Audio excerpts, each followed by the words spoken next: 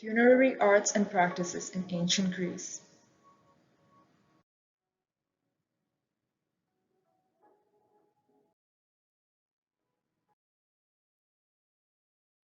This video will take you through the various methods of burial for different classes of people in ancient Greece and how it differs in the modern world.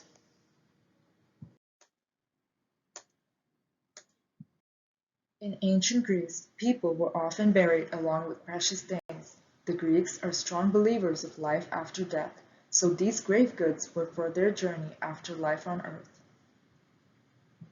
On excavating Mycenaean grave circles A and B, archaeologists have found many precious goods in them.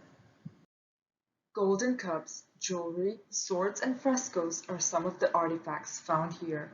Men are buried with cups, swords, and frescoes, while women are found with jewelry, pottery, and clothes. Families now are competing with one another to add more gold to the graves, since it's a status marker.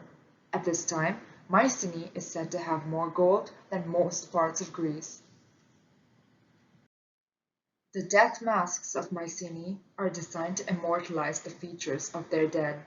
They are usually placed on the bodies of dead men. They too exhibit the status of the deceased.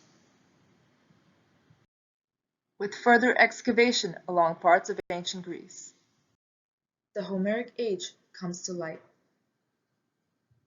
Now, cremation is practiced more as opposed to burial. The graves are simple rectangular pits, while the urns that contains the dead remains have paintings on them.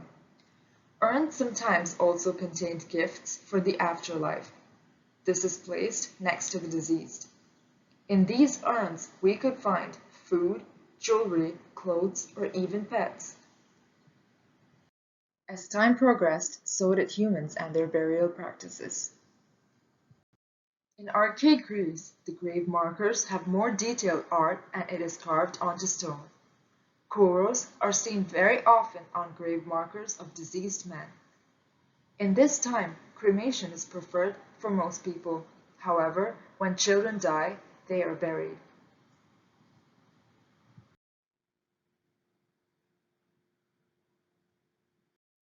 We now reach the classical era at the end of 5th century BC.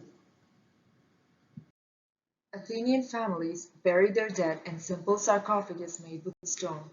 Marble monuments of deceased family members are placed along the edge of the terrace rather than over the grave itself. On reaching the Hellenistic period in ancient Greece, we can see that these grave markers are almost wholly confined to the East Greek world.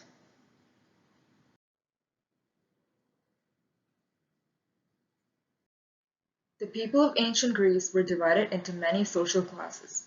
We start at the bottom with slaves. Slaves were treated the worst in ancient Greece. Most of them died early. They had little to no power or say in anything. Women were seen as one of the lowest classes in society too. They were treated only slightly better than slaves. Metics, also known as immigrants, are those who have come in from other parts of Greece. They don't have as much power or freedom as the free men. Free men are all men who are in Greece. They have the most rights from the previous three. Warriors are those who fought for their city. Rulers had immense power in the city.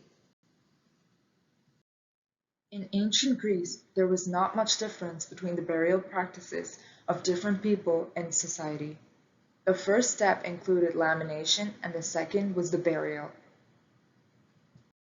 Women play a crucial role in the burial process in ancient Greece. The lamination extends from 2 to 17 days depending on the status of the deceased. The body was washed, oiled, and wrapped in shroud, which is then laid on the funeral climb. Mourning women tore their hair during the lamination and sang ritual laments. After this, the ekphora takes place, which is when the body is carried out to the place of burial. For the burial process, the body was either inhumed or cremated. If inhumed, they placed a coin in the mouth of the dead to allow them to pass the river according to Greek myth of the afterlife.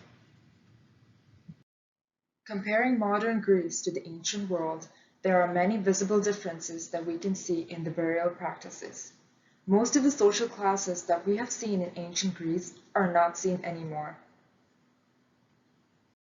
So most funerary practices take place in a similar manner, and it starts with the first step, the wake. The wake is a process that takes place the night before the funeral, and it may be held at a mortuary or the funeral home. Most families and friends give their eulogies. During the wake, the priest performs a prayer on the deceased member as well as the family. After the wake, the funerary service is practiced. Here, the priest sings prayers and hymns along with the rest of the church. The casket is always placed facing east with the feet towards the altar. A farewell kiss, referred to the kiss of peace and entwinting, is a common tradition practiced by most people in Greece. The funeral services are held on any day of the week except Sundays or Holy Saturdays. It is usually held at home or in the church. After the funeral service, the casket is taken to the yard where it is prepared to be buried. At the gravesite, the casket is lowered to the ground facing east, and the priest initiates the sealing of casket with sand and oil. After the burial ceremony, there is a post-funeral luncheon, often known as makaria. This is not a mandatory requirement, but it's often done by most families. The main dish served here is fish, as it is a symbol of Christ for Christmas. The memorial service is held on the first Sunday after the funeral. This is meant to be a token of appreciation to God.